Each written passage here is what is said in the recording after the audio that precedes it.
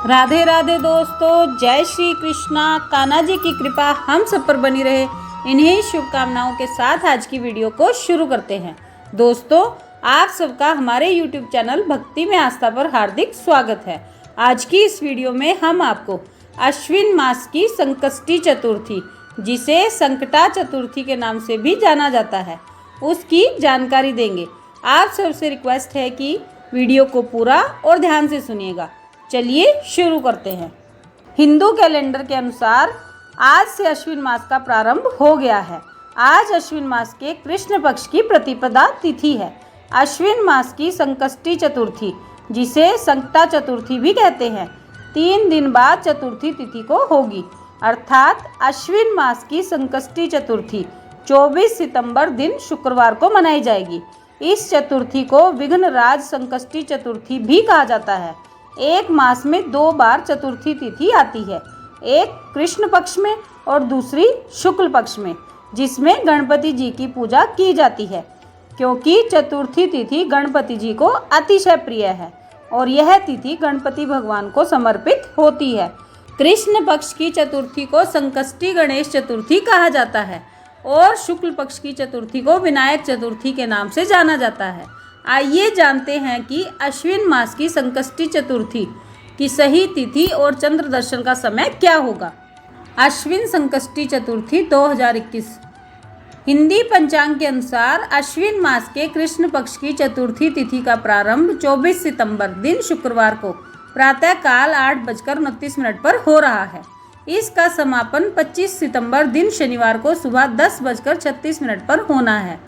चतुर्थी के दिन गणेश जी की पूजा दोपहर में होती है।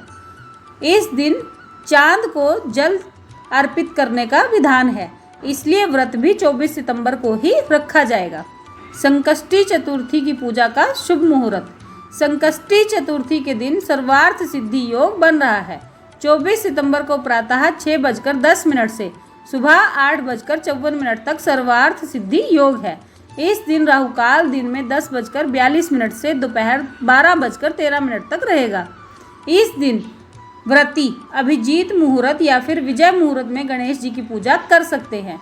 इस दिन अभिजीत मुहूर्त दिन में 11:49 से दोपहर 12:37 तक रहेगा।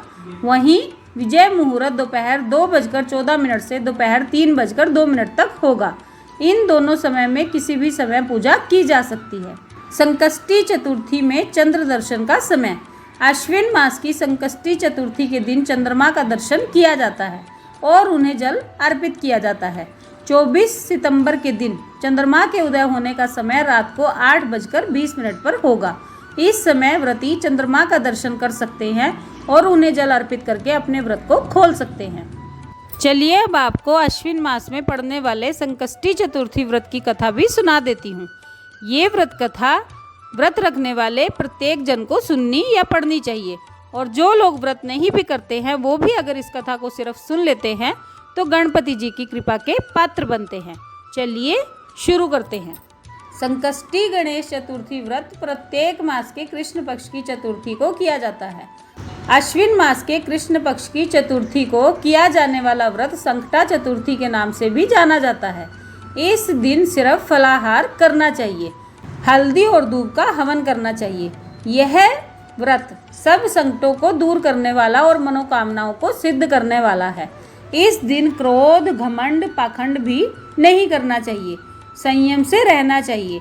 संकष्टी गणेश चतुर्थी व्रत गणेश भगवान जी को अति प्रिय है।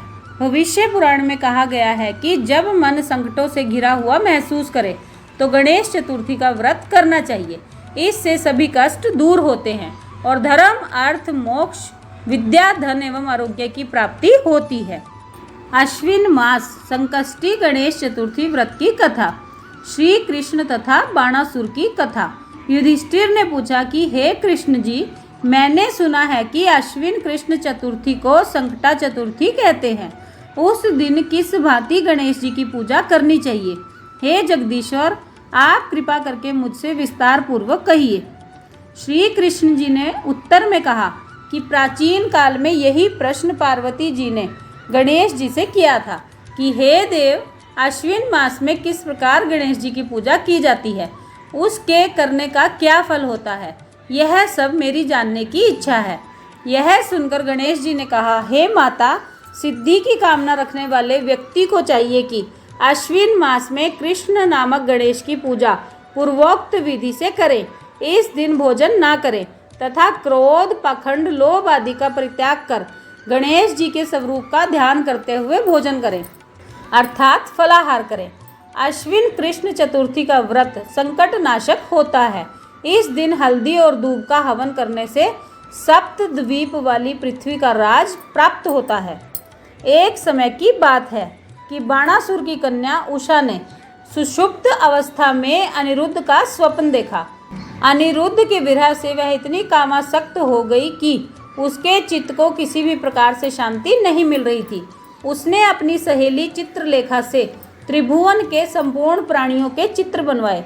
जब चित्र में अनिरुद्ध को देखा तो कहा, मैंने इसी व्यक्ति को स्वप्न में देखा था, इसी के साथ मेरा पाणी ग्रहण भी हुआ था। हे सखी, यह व्यक्ति जहाँ कहीं भी मिल सके इसे ढूंढ लाओ, अन्यथा इसके वियोग में मैं अपने प्राण छोड़ दूंगी। अपनी सखी की बात सुनकर चित्रलेखा अनेक स्थानों में खोज करती हुई द्वारकापुरी में भी आ पहुंची। वहां अनिरुद्ध को पहचानकर उसने उसका अपहरण कर लिया। वह राक्षसी माया जानने वाली थी। रात्रि में पलंग सहित अनिरुद्ध को उठाकर वह गोधूली वेला में बाणासुर की नगरी में प्रविष्ट हुई। इधर प्रद्युम्न को पुत्र शोक के कारण असाध्य रोग से ग्रसित होना पड़ा। अपने पुत्र प्रद्युम्न एवं पौत्र अनिरुद्ध की घटना से कृष्ण जी भी विकल हो उठे। रुक्मिणी भी पौत्र के दुख से दुखी होकर बिलखने लगी।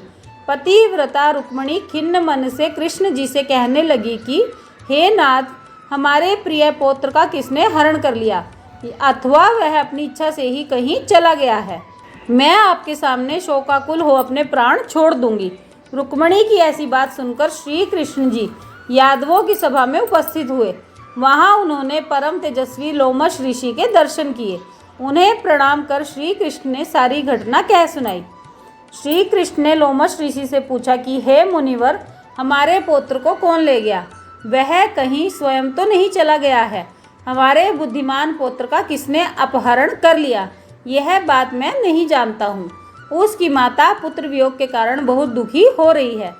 कृष्ण जी की बात सुनकर लोमश मुनि ने कहा कि हे श्री कृष्ण, बाणासुर की कन्या उषा की सहेली चित्रलेखा ने आपके पौत्र का अपहरण किया है और उसे बाणासुर के महल में छिपा के रख दिया है। यह बात नारद जी ने बताई है।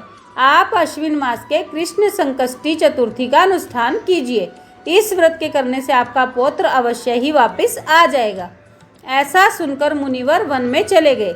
श्री कृष्ण जी ने लोमश ऋषि के कथन के अनुसार व्रत किया। हे देवी, इस व्रत के प्रभाव से उन्होंने अपने शत्रु बाणासुर को पराजित कर दिया। यद्यपि उस भीष्म युद्ध में मेरे पिताजी अर्थात शिवजी ने बाणासुर की बड़ी रक्षा की, फिर भी वह परास्त हो गया। भगवान कृष्ण ने कुपित होकर बाणासुर की सहस्त्र भुजाओं को भी काट डाला। ऐसी सफलता मिलने का कारण व्रत का प्रभाव ही था। श्री गणेश जी को प्रसन्न करने तथा संपूर्ण विघ्नों का शमन करने के लिए इस व्रत के समान कोई दूसरा व्रत नहीं है। श्री कृष्ण जी कहते हैं कि हे राजन, संपूर्ण विपत्तियों के विनाशार्थ इस व्रत को अवश्य ही करना चाहिए। इसके प्रभाव से शत्रुओं पर विजय पाई जा सकती है और राज्य अधिकारी बन सकते हैं। इस व्रत के महात्म्य का वर्णन बड़े बड़े विद्वान भी नहीं कर सकते।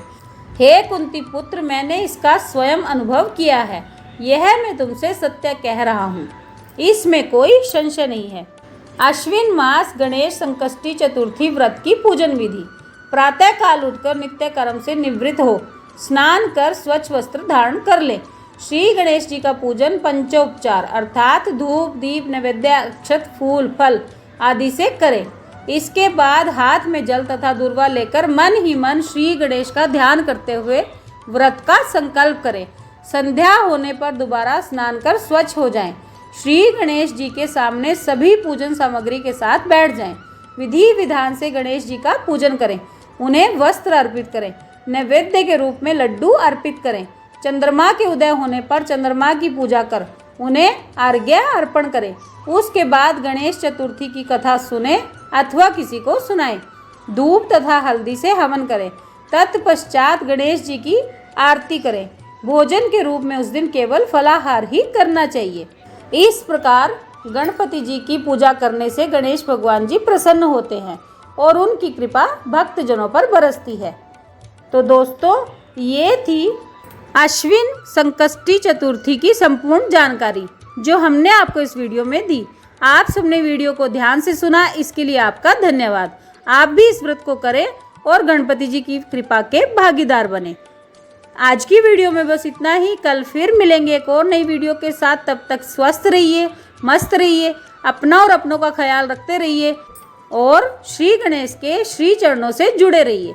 राधे राधे दोस्तों, जय श्री कृष्णा, जय माता दी।